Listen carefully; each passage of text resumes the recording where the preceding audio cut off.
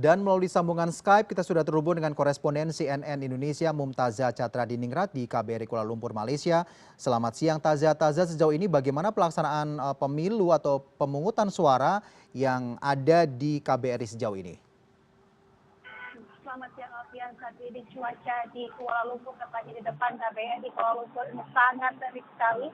Dan dengan cuaca seperti ini, dengan banyaknya orang yang membluduk hingga ke jalan memang membuat saya lihat banyak sekali warga negara Indonesia kita yang semula antusias untuk melakukan pemilihan.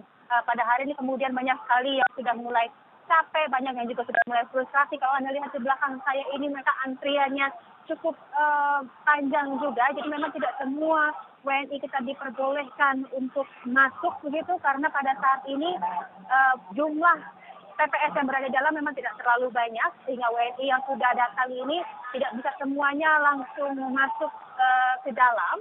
Lalu kemudian mereka ini menunggu di luar. Adapun memang karena banyaknya orang yang berada di sini memang terkait dengan antriannya sendiri menjadi sangat berantakan sehingga banyak orang yang juga sudah mulai capek. Saya dengar beberapa di antaranya memutuskan untuk pulang karena mereka sudah menunggu sejak ada yang dari pukul 6 pagi, jam 7 pagi, tapi sampai sekarang masih belum bisa masuk sehingga mereka memutuskan untuk kembali ke rumah mereka masing-masing karena memang tidak semua dari WNI kita di sini yang akan memilih pada hari ini memang memiliki waktu libur 1 hari begitu. Mereka hanya mendapat waktu libur setengah hari saja. Mereka berharap sebelum pukul 12 siang mereka sudah bisa selesai melakukan pemungutan suara, namun kemudian hingga siang hari ini Alfian sudah di pukul 1 waktu Kuala Lumpur masih juga belum selesai dilakukan begitu. Dan ini tidak terjadi hanya di KBRI saja. Di Wisma Duta tadi juga saya ke sana seperti yang kita lihat tadi sebelumnya Alfian, bahwa di sana pun juga antrian juga sangat panjang sekali, berantakan juga antriannya, tidak ada aturan begitu karena memang masyarakat kita pun sendiri tidak ada kedisiplinan untuk mengantri sehingga memang banyak yang sudah mendapat nomor antrian tidak bisa masuk. Lalu kemudian mereka yang belum mendapatkan nomor antrian, mereka juga berharap bisa masuk betul ke dalam mendapat nomor antrian dengan cara yang berdesak-desakan begitu. Sehingga memang saya lihat juga bahkan WNI kita yang membawa bayi, balita dan juga lansia, mereka bahkan cukup kesulitan dan mereka memilih untuk duduk di bawah-bawah pohon ataupun mereka berhenti di sebuah rumah makan begitu untuk berteduh. Mereka pun tidak tahu bagaimana apa yang harus mereka lakukan begitu pada saat ini. Ya, kemudian memang menjadi pertanyaan-pertanyaan mengapa yang awalnya ada lebih dari 86 lokasi yang harusnya dibuka untuk 255 TPS untuk menampung kurang lebih 127.000 WNI yang terdaftar sebagai daftar pemilih tetap di wilayah Kuala Lumpur yang memilih untuk memilih secara langsung di TPS ini kemudian hanya dapat ditampung di 3 TPS saja. Hingga saat ini memang dari TPS Kuala Lumpur belum memberikan penjelasan mengenai apa penyebab dari awalnya 80 lokasi kemudian menjadi 3 lokasi ini saja. Bayangkan Alfian, harusnya dari 8 pagi sampai jam 6 pagi ini hanya ada beberapa ratus orang saja yang berada di sini, namun kemudian 3 lokasi ini harus menampung suara lebih dari 100.000 WNI yang akan memberikan hak suara mereka pada hari ini. Dan hingga saat ini KPLM belum memberitahukan apa kemudian rencana mereka, apakah mereka akan menutup tepat pada pukul 6, apakah nantinya ada tempat-tempat lain, apakah ada waktu tambahan.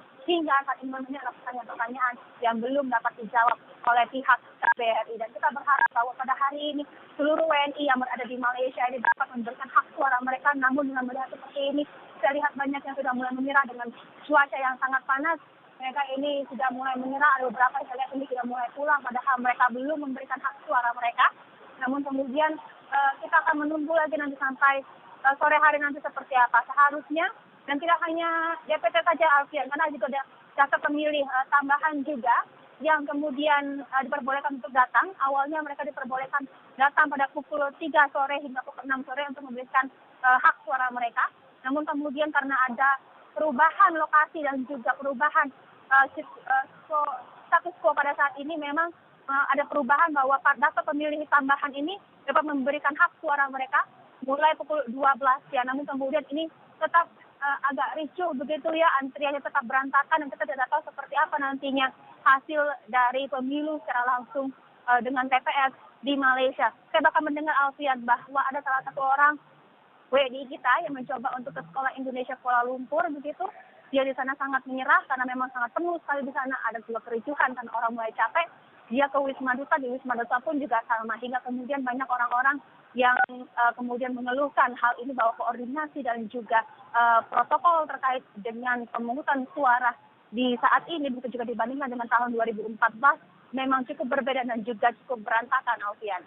Ya, Mumtazah, apakah tidak ada antisipasi sebelumnya yang dilakukan oleh PPLN di sana melihat bahwa ada beberapa lokasi kemudian dipusatkan hanya menjadi 3 lokasi saja, antisipasi keamanan, kemudian antisipasi antrian dan sebagainya? Mhm.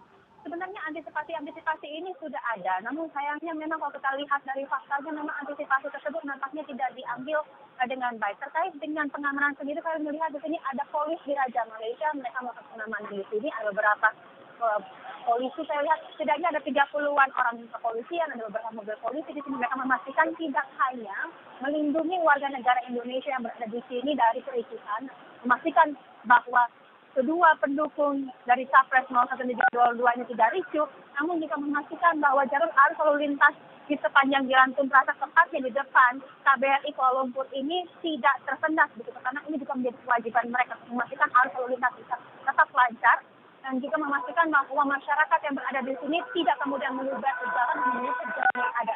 Kalau kita lihat saat ini memang pengaman cukup baik, di sini juga saya melihat bahkan ada 3 ambulans yang disiapkan untuk mengantisipasi jika nantinya ada WNI yang mungkin telah mengantri cuaca terik, mereka mungkin capek ataupun mengeluh sakit. Di sini juga ada ambulans dan juga ahli medis yang kemudian telah bersiaga.